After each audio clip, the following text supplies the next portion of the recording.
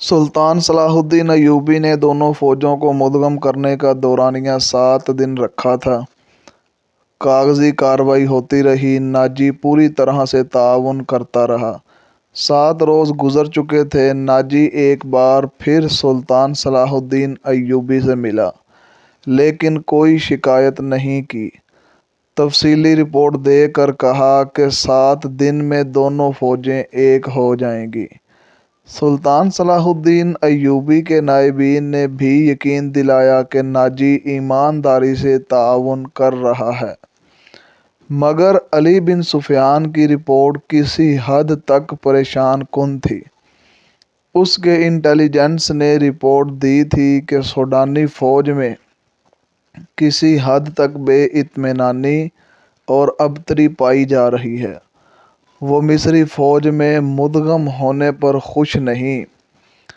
ان میں یہ افواہیں پھیلائی جا رہی تھی کہ مصری فوج میں مدغم ہو کر ان کی حیثیت غلاموں جیسی ہو جائے گی، ان کو مال غنیمت بھی نہیں ملے گا اور ان سے بردباری کا کام لیا جائے گا، اور سب سے بڑی بات کہ ان کو شراب نوشی کی اجازت نہیں ہوگی۔ علی بن سفیان نے سلطان صلاح الدین ایوبی رحمۃ اللہ علیہ تک یہ خبریں پہنچا دیں۔ ایوبی نے اسے کہا کہ یہ لوگ طویل وقت سے عیش کی زندگی بسر کر رہے ہیں، ان کو یہ تبدیلی پسند نہیں آئے گی۔ مجھے امید ہے کہ وہ نئے حالات اور ماحول کے عادی ہو جائیں گے۔ اس لڑکی سے ملاقات ہوئی کہ نہیں؟ سلطان صلاح الدین ایوبی رحمۃ اللہ علیہ نے پوچھا۔ نہیں، اس سے ملاقات ممکن نظر نہیں آ رہی۔ میرے آدمی ناکام ہو چکے ہیں۔ ناجی نے اس کو قید کر کے رکھا ہے، علی بن سفیان نے کہا۔ اس سے اگلی رات کا واقعہ ہے۔ رات ابھی تاریک ہوئی تھی۔ زکوئی اپنے کمرے میں تھی۔ ناجی اور عروش ساتھ والے کمرے میں تھے۔ اسے گھوڑوں کے قدموں کی آوازیں سنائی دیں۔ اس نے پردہ ہٹا دیا۔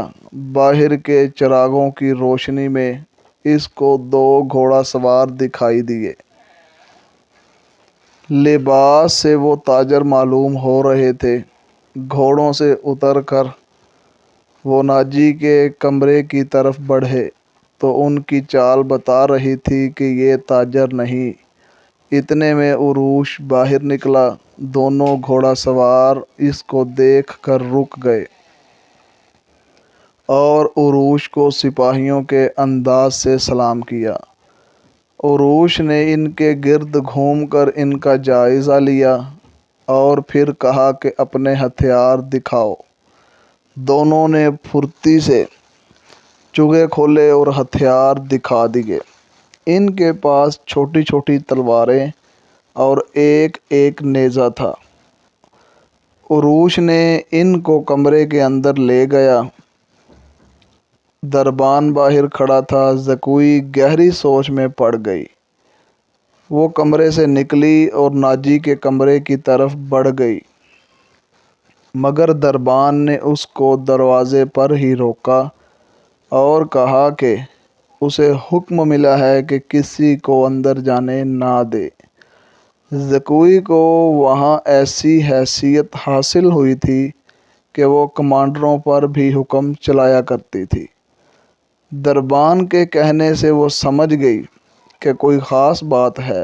اسے یاد آیا کہ ناجی نے اس کی موجودگی میں عروش سے کہا تھا، میں عیسائی بادشاہوں کو مدد کے لیے بلا رہا ہوں، تم 2 پیغمبر تیار کرو، انہیں بہت دور جانا ہے۔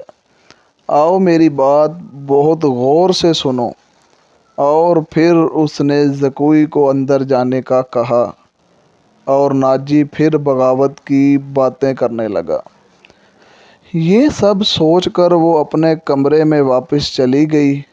اس کے اور ناجی کے خاص کمرے کے درمیان ایک دروازہ تھا جو دوسری طرف سے بند تھا۔ اس نے اسی دروازے کے ساتھ کان لگا دیے۔ ادھر کی آوازیں سنائی دے رہی تھی۔